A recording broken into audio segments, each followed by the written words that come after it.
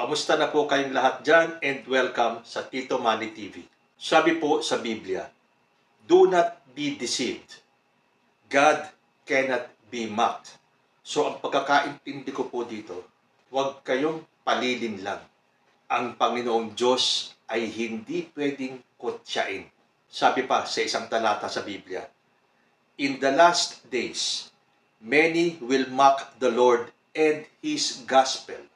At yan po ang nakikita ko ngayon sa nangyayari kay former President Rodrigo Duterte. I am not going to delve on the political side. Dahil ganyan naman po talaga sa politika. Magkaaway kayo ngayon, bukas magkabati na kayo. Pwede ka magbitaw ng kahit na anong masasakit na salita laban sa iyong kalaban. Tapos after ilang araw, makikita mo sila ay nag-uusap na at magkabati na. Pero yan po ay between sa ating mga tao. Pero pagdating po sa Panginoon Diyos, sinabi niya, pinaalalahanan niya tayo, do not be deceived. Huwag kang papalinlang na akala mo pwede mong basta-basta kutsain ng Diyos. Hindi, dahil hindi pwedeng kutsain ang Diyos. At kung ano ang iyong itinanim, siya rin ang iyong aanihin. So, ito po ay labas po ang politika. Sa nakikita kong nangyayari kay former President Rodrigo Duterte ngayon, inaani na kaya niya yung kanyang itinanim. Gusto ko pong ipanood sa inyo yung video na ginawa ko sa isang channel ko, yung Usapang Tito Manny. Gusto ko pong i-share sa inyo, pero inuulit ko po. Sana hindi po totoo, sana mali yung aking akala, sana mali yung aking interpretasyon, kung bakit ganito ang nangyayari sa ating former President Rodrigo Duterte. Panoorin po natin at kayo na ang bahalang humusga. Okay, nakikita po natin sa ngayon na itong si former President Rodrigo Duterte ay parang nagkakaroon na po ng mental health issues dahil nga po sa kanyang mga pabago-bago mga statement. Habang siya po ay nagkakaedad, napapansin po natin na kung ano yung sinabi niya ngayon, bukas po iba na. Na kung meron siyang sinabi na talagang pinaninindigan niya, mga ilang araw lang ang lilipas, i-deny niya na po yun. Kahit na buong Pilipinas na ang nakasaksi at nakarinig sa kanyang mga sinabi, kapag sinabi niyang wala siyang sinabing ganun, talaga pong pangangatawanan niya na wala siyang sinabing ganun. Yung pinakahuli nga po ay nung doon sa Davao Prayer Rally, ay sinabi niyang meron tayong adik na presidente, pero kahapon lang sinabi niya na wala siyang sinabing ganun. Paano ba natatanggap ni former president na sabing wala siyang nasabing ganun, although alam na po nating lahat na meron siyang sinabi? Ano ang ginagawa ng mga taong nakapaligid sa kanya? Pinababayaan na lang siyang ganun? Napapahiya po ang inyong leader. Pero kayong mga nakapaligid sa kanya, wala kayong pakialam. Kasi ang iniisip nyo lang ay ang inyong mga sari-sariling political survival. Yung mga tatakbo sa 2025 senatorial elections, nagkakandokumahog kayo. Ginagamit nyo si former President Rodrigo Duterte para lang iangat ninyo ang sarili ninyo, magkaroon kayo ng media mileage. Pag bumagsak si former President Duterte, pati kayo babagsak. Pupulutin kayo sa kangkungan. Ito ang huli, nung binawi ni former President at hindi daw niya sinabing adik si President Bongbong Marcos, narinig ba natin na kumambyo or binawi nila Harry Roque or kung sino-sino pa na sumakay dyan sa polvoron issue na yan, sa adik issue na yan? Nagbigay na ba kayo ng statement ninyo? Sinabi nyo ba na tulad ni former President ay binabawi nyo yung sinabi nyo? Siyempre hindi. Pambala nyo yan Kahit na mapahiya kayo, sigurado yan. Pag kayo nangampanya, ilalabas nyo pa rin yung polvoron issue na yan, yung adik si PBBM. Wala na kayong maibato kay President Bongbong Marcos. O yung iba dyan, postahan, yung 20 pesos na bigas pa rin. Ipapasok pa rin nila, isisingit pa rin nila sa kanilang mga kampanya. Para bang wala nang ginawang mabuti si President Bongbong Marcos. At napakalaking kasalanan na yung kanyang pinangarap na bumaba ng 20 pesos ang bigas. Pero para sa mga taong ito na maninira ng ibang tao para iangat lang ang pangalan nila, Ipagpipilitan po nila, pustahan tayo, yung 20 pesos na bigas na yan. Kasi may napapaniwala pa rin sila. Yung mga tao na walang time para mag-research, kung totoo nga bang sinabi ni President Bongbong Marcos yan, o yan ay talagang pangarap niya lang, makikinig sa mga taong ito. Ginawa na po yan ng mga katunggali ni President Bongbong Marcos noong 2022 presidential elections. Siniraan nila ng husto si President Bongbong Marcos para lang iangat ang sarili nila. Ano nangyari? So, yan din ang kapupulutan nitong mga aspirants na to, yung mga gustong maging senador sa 2025. Siguradong sa inodoro ang bagsak ninyo. Dahil hindi na po uubra yan. Sisiraan nyo ang isang tao para umangat lang ang pangalan ninyo. Hindi nyo ba alam na lalo lang bumabagsak, na lalo lang nalulubog ang mga pangalan nyo sa putik? Dahil sa kakabato nyo ng putik kay President Bongbong Marcos, kayo ang nasasadlak sa putik. Well, anyway, bahala na po sila. Yun ang style nila ng campaigning. Ang manira ng ibang tao in the hope na sana umangat ang pangalan nila para yung mga supporters nila ay sabihin, sige, kayo ang lumalaban para sa bayan. Tingnan natin sa panahon to, hindi na po usyang siraan na yan. Pakita nyo kung ano ang pwede nyong gawin para sa taong bayan. Ipakita nyo kung ano ang magagawa nyo para iangat ang bansang Pilipinas. Tama na yung paninira sa ibang tao.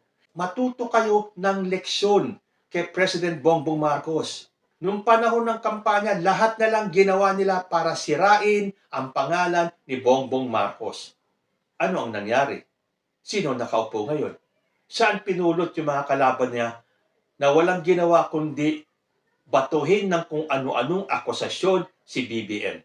So kung hindi titigil itong mga aspirants na to, na may sarili-sariling agenda, kaya ginagamit nila ang pangalan ni former President Rodrigo Duterte, na kahit na nag-uulyanin na yata itong si former President, sige pa rin, gagamitin pa rin nila si former President. Kasi nung sinabi nga naman ni former President na bangag ang ating Presidente, uy, naku, nagpiesta sila, meron tayong panlaban. Ibagsak natin si President Bongbong Marcos para umangat ang pangalan natin. Ngayon, bumawi si former President. Bawiin nyo rin kaya yan? Ngayon, kahit na hindi nyo bawiin yan, alam na ng taong bayan na nagsalita si former President at wala daw siyang sinabing bangag ang ating Presidente. Sa tingin nyo, paniniwalaan pa kayo ng taong bayan? So yung katulad itong si Harry Roque, sa tingin mo, Atty. Roque, mananalo ka pa? Hindi ka nga nanalo nung 2022 elections Ngayon pa, sa ginagawa mong paninira kay Bongbong Marcos? Sa tingin mo, may maniniwala sa'yo para iluklok ka sa Senado? In your dreams, Harry Roque. So mabalik po tayo kay former President Rodrigo Duterte. Ito po sarili ko lang opinion, sarili ko lang obserbasyon.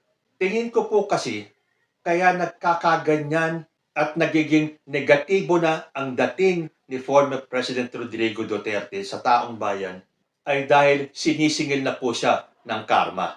Kasi po alam naman natin, sa politika, lahat pwede mong gawin. Manira ka ng ibang tao, mag-akusa ka kahit na wala ka mang ebidensya. Ganun po talaga ang kalakaran sa politika natin. Pero ang kutsain mo ang ating Panginoon Diyos, meron ka pong paglalagyan. Tandaan po natin, kung magse-search kayo sa internet, tinan ninyo yung mga personalidad, kahit na mga sikat na tao, na kinutya ang ating Panginoon Diyos. Tingnan nyo kung ano ang mga nangyari sa kanila. Nung una po kasi, nabalitaan po natin ng minura ni former President ang ating Papa. Ito po sa balita. Pope Francis, minura ni Duterte. Minura ni Duterte si Pope dahil sa ginawa nitong pagbisita sa bansa noong Enero na naging dahilan ng matinding traffic. Ito po ay posted noong December 1, 2015. Sa kanyang proclamation rally bilang kandidato ng PDP laban, sinabi ni Duterte na na-traffic siya ng 5 oras nang dumating ang Santo Papa sa bansa noong Enero. Sinabi ni Duterte na puputulin na niya ang kanyang speech dahil alas 5 na at traffic. Pinayuhan pa niya ang mga nakikinig na umuwi muna. Naalala ni Duterte ang kanyang karanasan sa traffic. From the hotel to the airport, inabot kami ng 5 oras, ani Duterte na nagtanong kung bakit traffic. Nang malaman na ito ay dahil sa pagbisita ng Santo Papa, sinabi ni Duterte, gusto kong tawagan, Pope, put ina ka, Umuwi ka na. Huwag ka nang magbisita dito. From the Holiday Inn yung hotel to the airport, 5 oras. Sabi ko, bakit? Sabi na sirado na ang... Sinong dadating? Si Pope. Gusto ko tawagan na, Pope, umuwi ka na. So nakita na ninyo, kahit ang Santo Papa, minura ni former President. Okay lang, siguro hindi Katoliko si former President. Pero dapat po, kahit na kayo ay hindi Katoliko at kayo ay may ibang reliyon, matuto po kayong gumalang ng reliyon ng may reliyon. Subukan niyang murahin ang mga religious leaders ng mga Muslim. Tingnan natin kung saan siya populutin. Sa akin okay lang kung murahin niya ang Papa kasi tao din naman yan eh. Although dapat po natin respetuhin yan dahil ang Santo Papa ang pinaka-head ng Catholic Church. So napalagpas natin yan. Pero nang ang Diyos mismo ang kutsain ni former President Rodrigo Duterte, mukhang ibang usapan na po yan. Ito naman po ay nangyari sometime in 2018. Sabi po rito sa balita, Philippine President Duterte calls God stupid. In a televised speech, Rodrigo Duterte, slammed the story of Adam and Eve's fall from grace in the Bible and the logic behind the Christian concept of original sin. Mr. Duterte is well known for his outrageous statements and unfiltered attacks on his rivals. Duterte questioned in a televised speech the biblical story of man's creation and asked why God created Adam and Eve only to allow them to succumb to temptation that destroyed their purity. Who is this stupid God? This son of a bitch is then really stupid, said the 73-year-old leader known for his rambling public statements. How can you rationalize a God? Duterte lamented that Adam and Eve's sin in Christian theology resulted in all the faithful falling from divine grace. You were not involved, but now you are stained with an original sin. What kind of a religion is that? That is what I can't accept. Very stupid proposition. Ang ginawa niya, kinain ni Eve. Tapos si Eve, ginising si Adam, siguro katatapos lang, kumain ka rin. So kinain ni Adam. Then malice was born.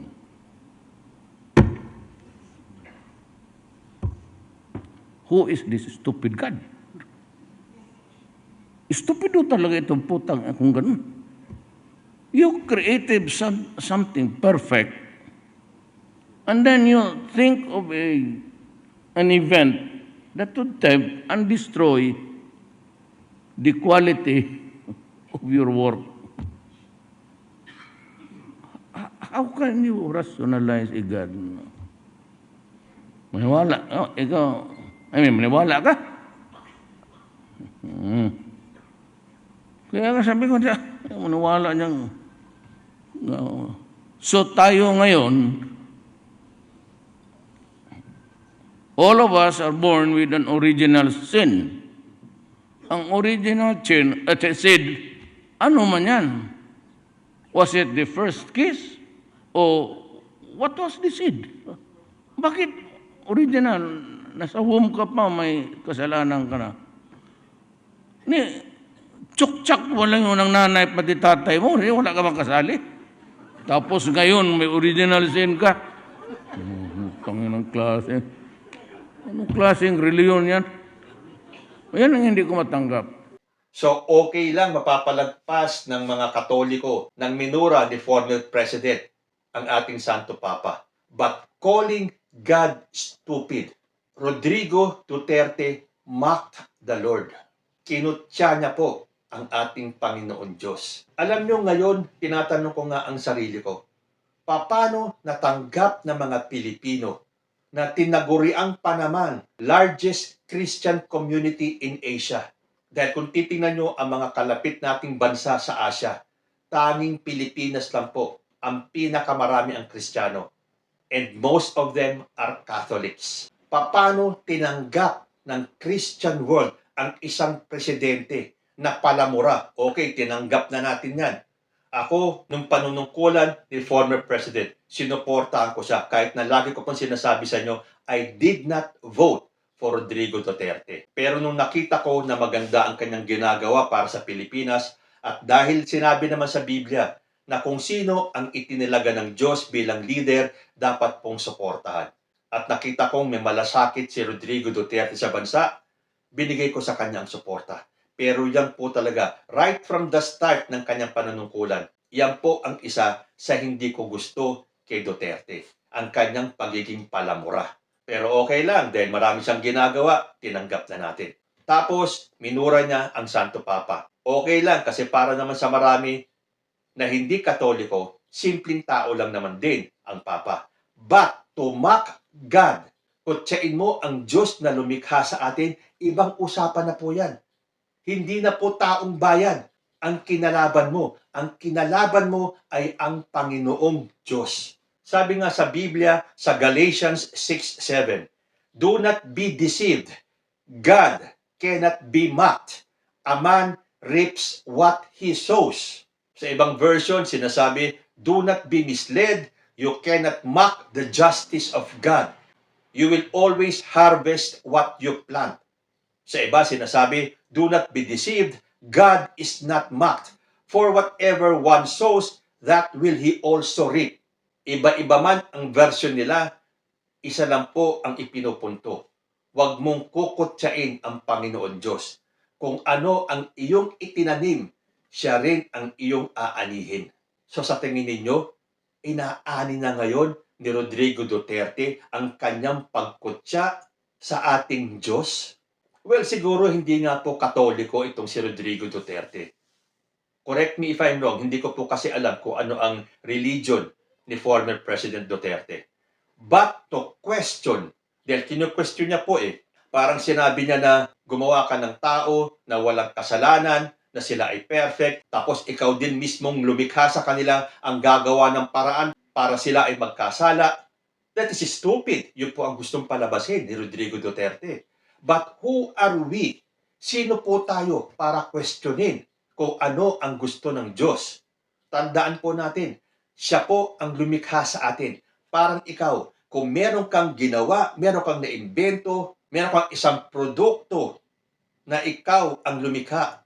Bilang ikaw ang inventor niyan, pwedeng-pwede mong gawin lahat ng gusto mo dahil ikaw ang nag-invento niyan. Kahit nasabihin ng ibang tao, ba't ito ginawa mo? Hindi ba dapat gano'n? Hindi ba dapat ganito? Pwede mo namang sabihin, sino bang gumawa? The same with God. Ang Diyos ang gumawa sa atin. Sino tayo para questionin kung bakit gano'n ang ginawa niya? Nilikha niya si Adan saka si Eva. Inilagay sa Garden of Eden. Okay na, wala nang problema. Dahil perfecto sila. Tapos ikaw ang gagawa ng paraan para sila ay magkasala. Kaya tuloy nagkaroon ng original sin na kine-question ni Duterte. Alam niyo po para sa akin kaya po kahit na anong advance ng technology natin, kahit na anong pagsulong na ang nangyari sa mundo, hindi pa rin po tayo binigyan ng Diyos ng 100% na kaalaman para maintindihan lahat ng ginawa niya. Di parang naging Diyos na rin tayo. Kung lahat na lang isasabihin ng Diyos, ginawa ko to dahil ganyan, ito ang dahilan kung ba't ko ginawa yan, ito naman ang dahilan kung ba't hindi ko ginawa yan. Dahil darating po ang panahon na kapag tayo ay humarap na sa Kanya at tayo ay tinanggap niya sa Kanyang kaharian, doon po natin malalaman ang mga misteryo ng buhay. Doon niya po i-reveal sa atin kung bakit ginawa niya ang mga misteryo na para sa atin ay hindi natin makuha or hindi natin maintindihan, or hindi natin malalaman kung ano ang dahilan ng Diyos kung bakit na ginawa yon. Pero sa ginawa ni former President Rodrigo Duterte, wala pong tao na pwede siyang isalba. That will be between Rodrigo Duterte and his God, kung sino man po ang Diyos niya. Dahil tinawag niyang stupid ang Diyos. Sino kaya ang Diyos ni Rodrigo Duterte? Nagtanim siya ng pagdududa sa Panginoon Diyos. Kinwestiyon niya ang mga ginawa ng Panginoon Diyos. At hindi lang yun. Okay lang siguro kung questionan natin. Kasi talagang there will be times na we will question God. Bakit pinababayaan niya mangyari itong mga nangyayari sa mundo? But to mock God, kutsain mo siya at tawagin siyang estupido. Yan ang pinaka-estupidong nagawa ni Rodrigo Duterte. Well, I don't want to sound preachy. Aaminin ko, hindi po ako ganun kareliyoso. But I believe in God. I believe in Jesus Christ as my personal Savior. And kahit na anong mga pagsubok ang darating sa buhay ko, or kahit na may mga bagay na questionin ko na kung bakit ginawa niya, hindi po ako aabot dun sa punto that I will call my God stupid. Dahil sabi nga dito, what you sow, you reap. At yan po ang nangyayari kay Rodrigo Duterte. Inaani na po niya ang kanyang itinanim. Well, again, yan po ay sarili kong perspective. Yun po ang aking pagkakaintindi. At yun ang nakikita ko kung bakit nagkakaganito si former President Rodrigo Duterte. Nakita nyo naman na nung siya ay bumaba sa pwesto, napakataas pa rin ng paggalang ng taong bayan sa kanya.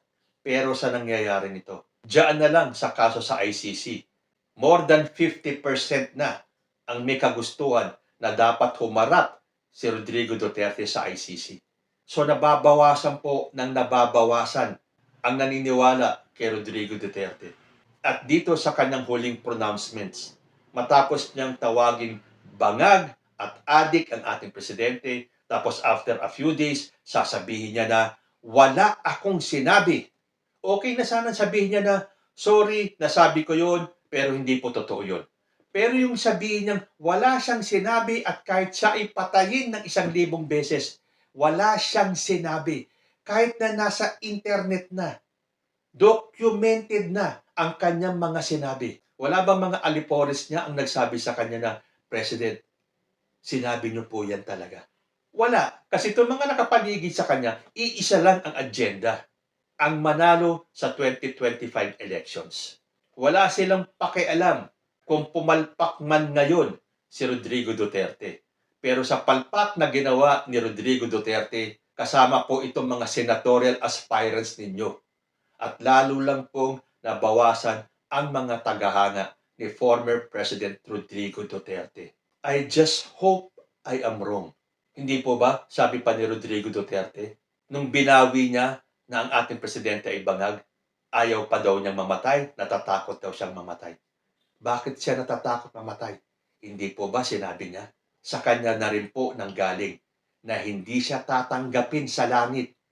At siya ay pupunta sa impyerno at gusto niya lahat ng supporters niya ay mapunta at makasama niya sa impyerno.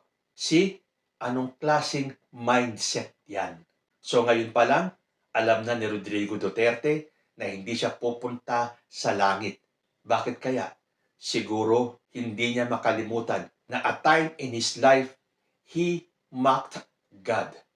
Kinutya niya ang Panginoon Diyos. At alam niya na siya ay babalikan nito. And I think the time has come. Again, sana po mali ako. Wala po sanang kinalaman ang pagkutya ni Rodrigo Duterte sa Panginoon Diyos sa mga nangyayari sa buhay niya ngayon. But again, tandaan po natin, wag na wag po natin siyang kukutsain. So ayan, matapos niyong mapanood at mapakinggan yung aking video, ano sa tingin ninyo?